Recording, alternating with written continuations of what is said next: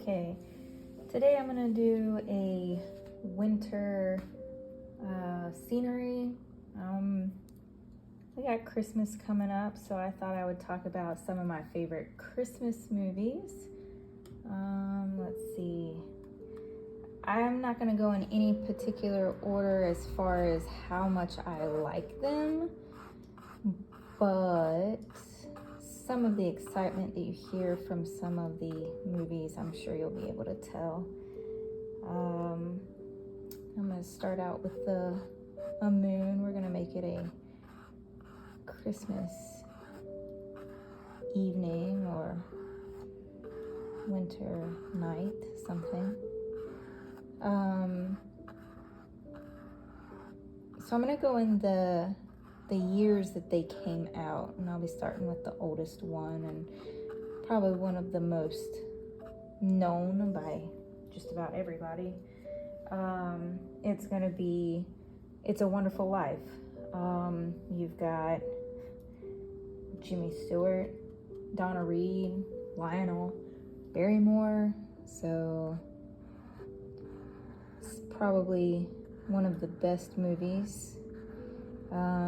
He thinks he's got the worst life ever, and he just needs someone to help put it in some perspective as far as what he would miss if he didn't have his life turn out the way it had, if he had missed out on certain opportunities. A butterfly effect, if you will. The tiniest decisions that you make a big impact. Let's see, this moon is starting to, there we go. So it's a lot you can learn from that movie as far as, don't take things that you have for granted. And also, knowing your worth, I would say, is a huge one for that movie as well. He thinks that everybody would be better off without him, and, come to find out, his wife would have been an old maid, and his brother would have died, and the guy he worked for who did the wrong medicine would have gone to jail, or so it's a huge learning curve for him, and I love that part of it. The next one, we're not going to say it's a very traditional Christmas movie, but it happens at Christmas, and for anyone who can argue that Die Hard, which is not on this list, is a Christmas movie, then this one should count as well. It's trading places with so many good people. Eddie Murphy, Dan Aykroyd, Jamie Lee Curtis, Don Amici, Ralph Bellamy, Paul Gleason, just to name a few. It starts off with, a bet. If they, these two old men bet $1, that, if they put a rich man in a certain position, would he make it, and trade places with a down and out guy who, is just, I guess, out of luck or bumming for money, and, jokes on the poor old men because they find out about the bet. So, spoiler alerts for all these movies. I kind of am giving a good bit of the story away. But that's probably one of my favorite movies, Christmas or otherwise, just because of the comedy in it. I always want to yell out, Merry New Year and Happy Christmas. So it's a lot of fun to watch that movie.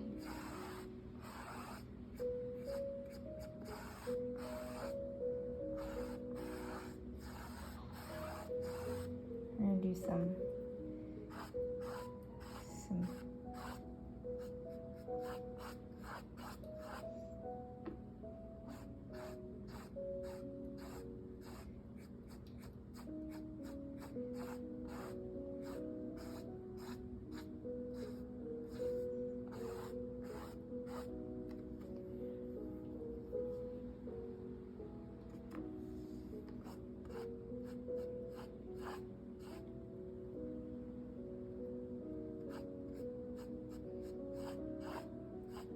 Alright, the next movie is a classic as well.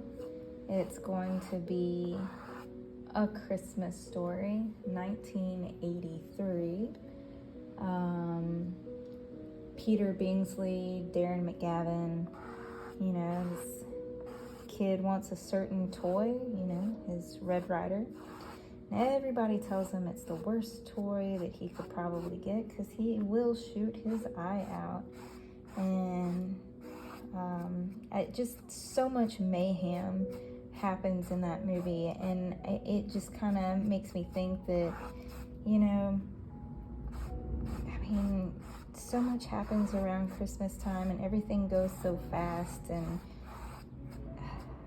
like just the dogs, this poor old guy, he just wants, the dad just wants his turkey dinner. And again, spoiler alerts, I apologize, but you know, he just wants his turkey dinner. The dogs eat it and they end up eating at a Chinese restaurant because it's the only thing open at Christmas time.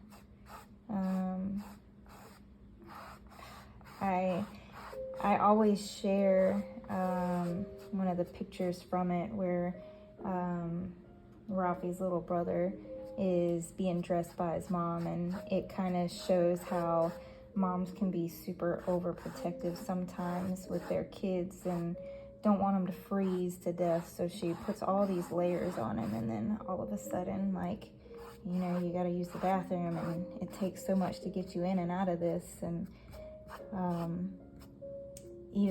even more so, you get out there and now you can't put your hands down and you get knocked down and you can't get up. You're just rolling in the snow, and I just think that's funny. Another funny part, one of the kids at school, when they dare him and then they skip the double dare and go to the triple dog dare, and you know, it takes the fire department to get his tongue off the pole. You know, it's just a Christmas in the life of a kid who wants what he wants, and everything's in his perspective. So like you don't realize how kids see it until, you know, they tell their story, you know, tell it the way they see it. So it's just, I love it. I love how that's funny. Another one where a bunch of mayhem happens, just watch this one, is National Lampoon's Christmas Vacation. I mean, I'm gonna talk about a list of people. Chevy Chase, Beverly D'Angelo, their dynamic in there, the chemistry between those two is just phenomenal. Randy Quaid, who's the cousin, and just shows up at their house, so funny. Johnny Galecki, everybody, you know him from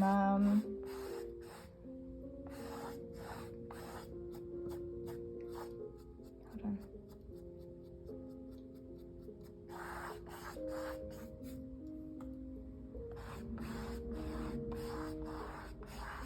Everybody's favorite scientist, Leonard.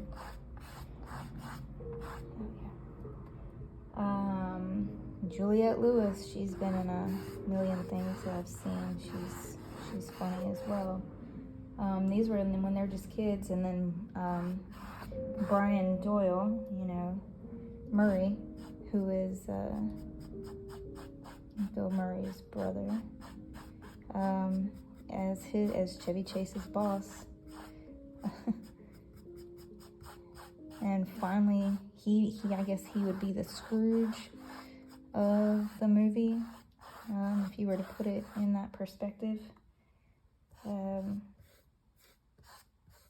He realizes that, giving a jam subscription isn't probably the best bonus when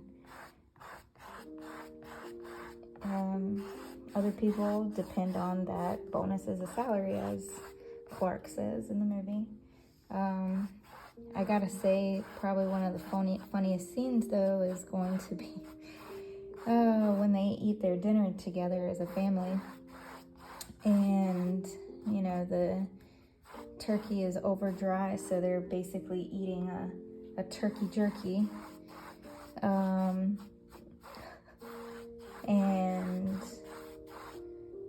the Jell-O that has cat food in it. And it's just, honestly, I can't even pick a best part in that movie. It's just it's so quotable. And then the neighbors, the hate that the neighbors have for them. It's just so great.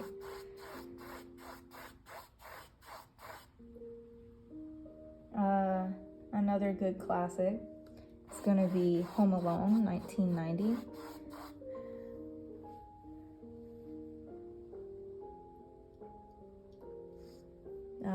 I never realized this, but that was actually written by John Hughes, great 80s, Brat Pack writer, and this one was still kind of in the same antics and mayhem that ensues and everything like that, but it's a little bit different than his, teenage type with the Breakfast Club and Pretty in Pink.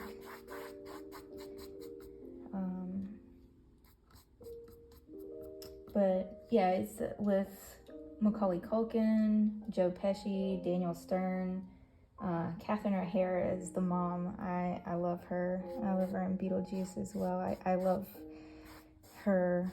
Her acting is great. John Hurd, John Candy, just wonderful. And I love how it's from the kids' point of view of Christmas, and making that mistake of you don't know what you have until you lose it, and her telling him to say it again, and maybe you'll get your wish of us not ever being there, or not being there in the morning. And then he thinks it's such a great thing, and then like day 2 it's wait a minute, what have I done? And I think it shows that even the parents can make mistakes, because she was all about not blaming him, but saying, go ahead, it doesn't matter, but I think about how that movie being set nowadays would be completely different. I saw a commercial where Macaulay Culkin did the 2022 Home Alone, but even so, just thinking about how we've got cell phones now, and her making all those calls, and people having their the machines that the phones went to instead of to your phone that you keep with you at all times, that if something like that were to happen today, it wouldn't be the same outcome. And yeah, it would probably still have taken her forever, and I believe they'd probably see it as more of an emergency and whatnot, but just the way times have changed as far as technology that would have changed that whole script. Next one would be the Santa Claus.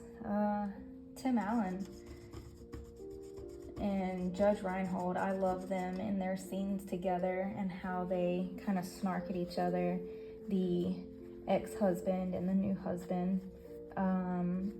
Not necessarily fighting over Charlie's love, but you know, his well-being and everything like that. And it's funny how different parents, like all three of them, the mom as well, all see how raising him or teaching him and when to believe in Santa, and it does raise that question of when do you tell your kid, or when do you tell them to stop believing. So that's very, I guess, enlightening for some people who want their kid to be that innocent and believing, you know, as long as possible, because once that's gone, then it's just presents, you know. The magic kind of not dies, but it's not the same.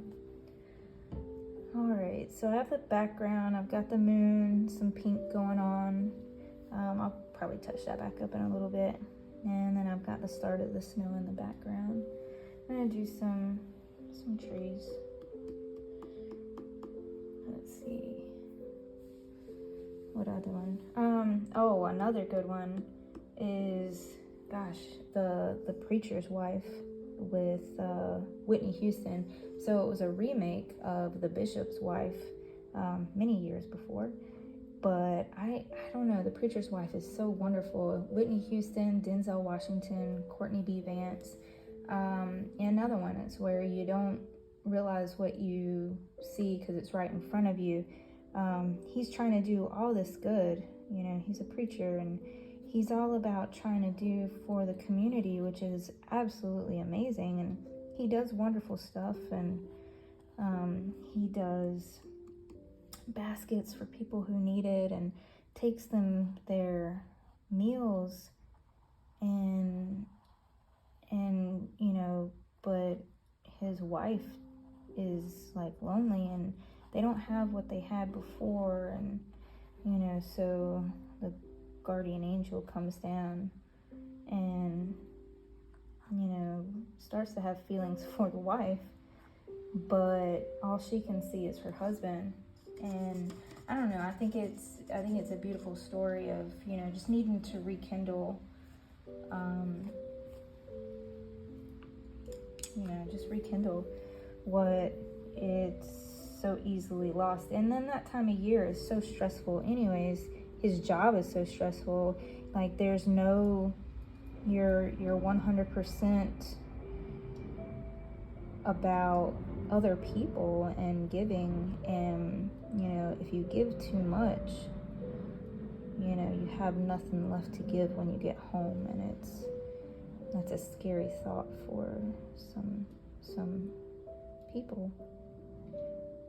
And on the other side of that, you have to know what you're, as the wife of someone like that in that profession, or any profession that is, you know, hard like that, you know, be it military, police, medical, you know, any of those lines where they have to give so much of their time, energy, effort, that you just got to know what you sign up for. And that's hard because you think you can do it, and then, you know, things happen and you're like, wait a minute, I'm not getting anything. So that one's really heartwarming, and she sings in the movie, so what? I mean, it's Whitney Houston, come on. Absolutely beautiful voice it was.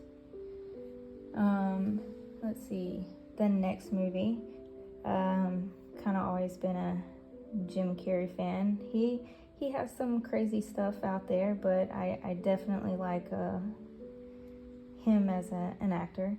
So The Grinch, the Ron Howard version, came out in 2000. His face, I mean, they didn't even need to do a mask on that, right? He can do all those poses with his face, and I love it. But another quotable movie, 100%. I like the part where he's going through the phone book, and he's like completely loath. But I guess the funny part about it more so is it's not that he hates the Christmas season. It's that, you know, people did him dirty when he was little, and he's never really gotten over it. And, you know, it takes Cindy Lou Who to kind of show him that, you know, some people are actually really nice, and, you know, some people can believe in you. And then obviously he gets his girl back, who's always been in love with him. I love that movie.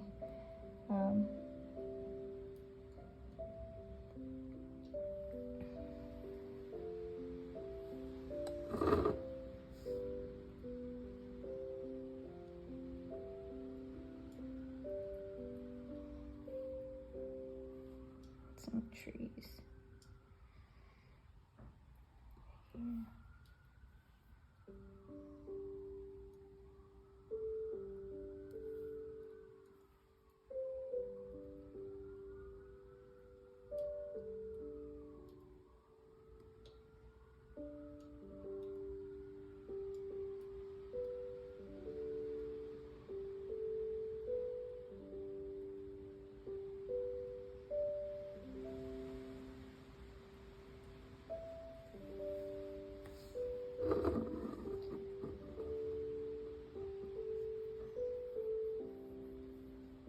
Let's see, another one, and this one's a love-or-hate as well with some people. Not many people like Will Ferrell.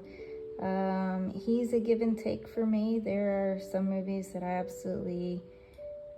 just can't watch. It's just too, I don't want to say juvenile, but we're gonna say juvenile. There's some of them that I just can't watch.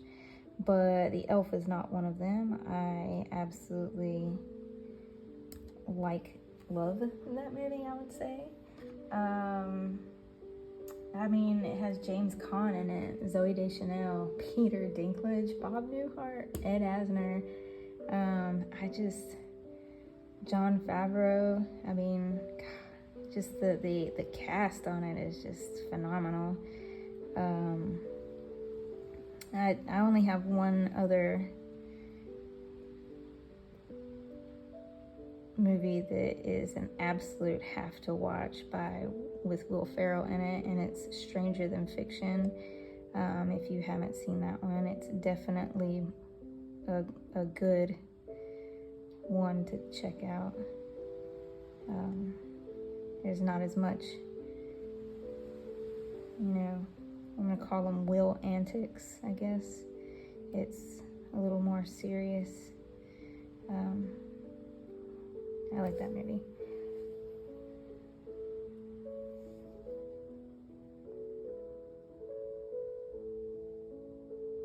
I'm just doing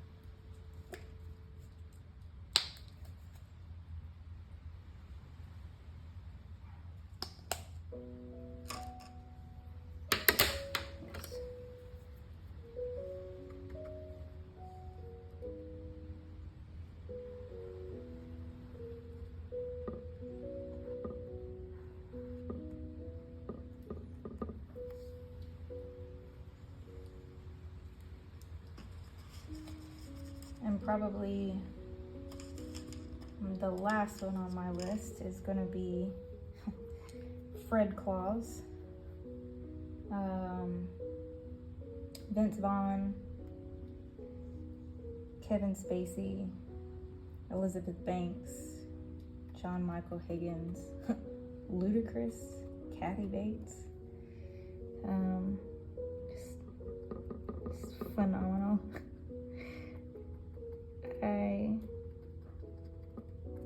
He's the brother of Santa, and only a Claus can deliver presents.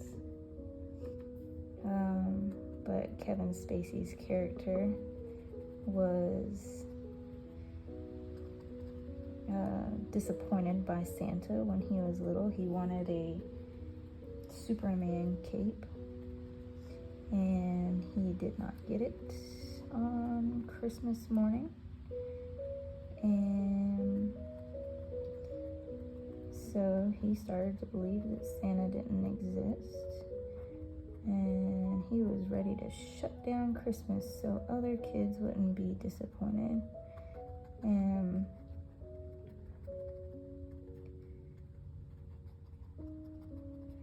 it's just another good one. A funny but feel-good movie.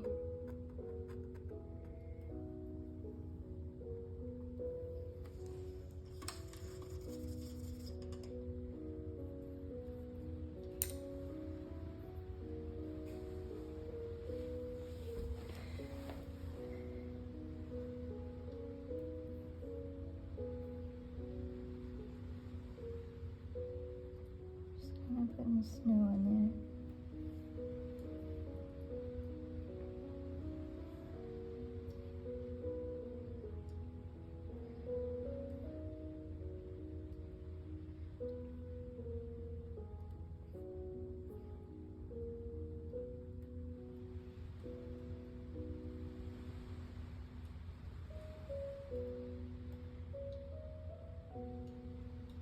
I don't know.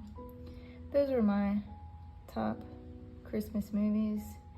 There's other ones that I like, but if there's any movies that y'all think of that comes to mind that's good or better, just let me know. We can have a debate.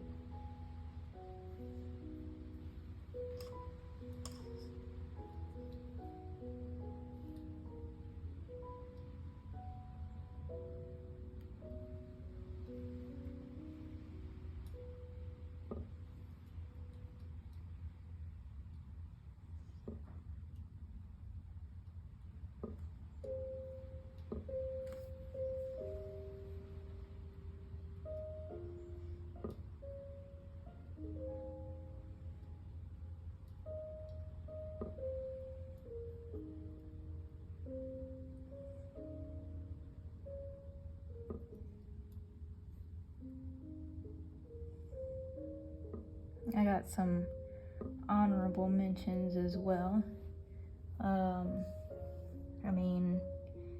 If you grew up in the 90s, you know all about Ernest and his movies. And there was Ernest Saves Christmas. That one, again, mayhem. He's doing his best to do a good job, and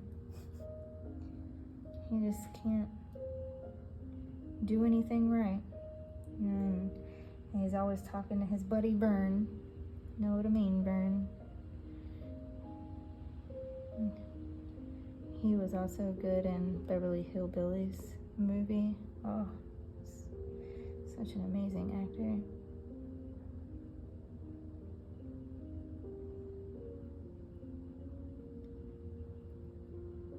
This isn't gonna be like completely accurate, but there's snow on the trees.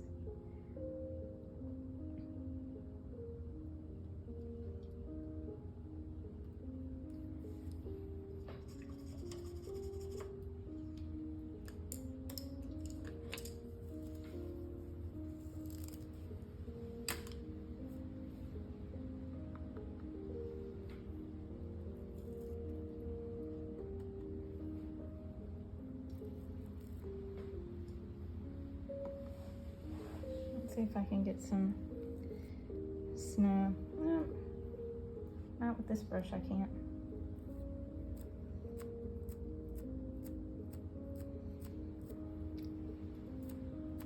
I got a little bit happening. There we go.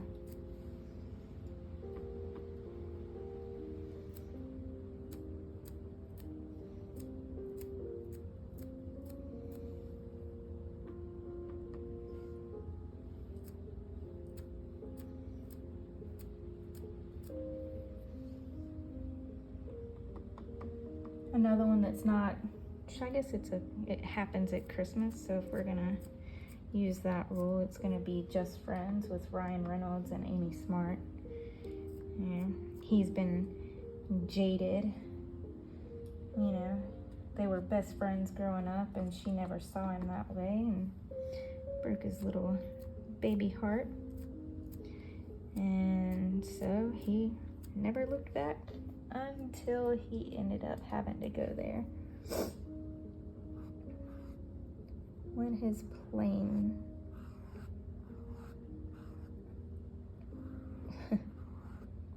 has to make an emergency landing because of someone he represents.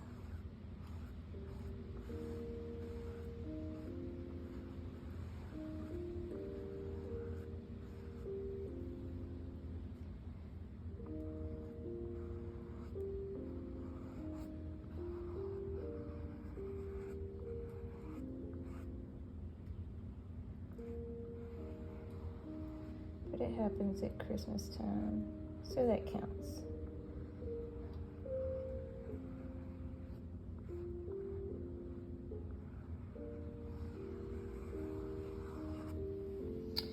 All right, I think that is going to be it. Thank you for joining me. Let me know what your favorite Christmas movies are. See y'all later.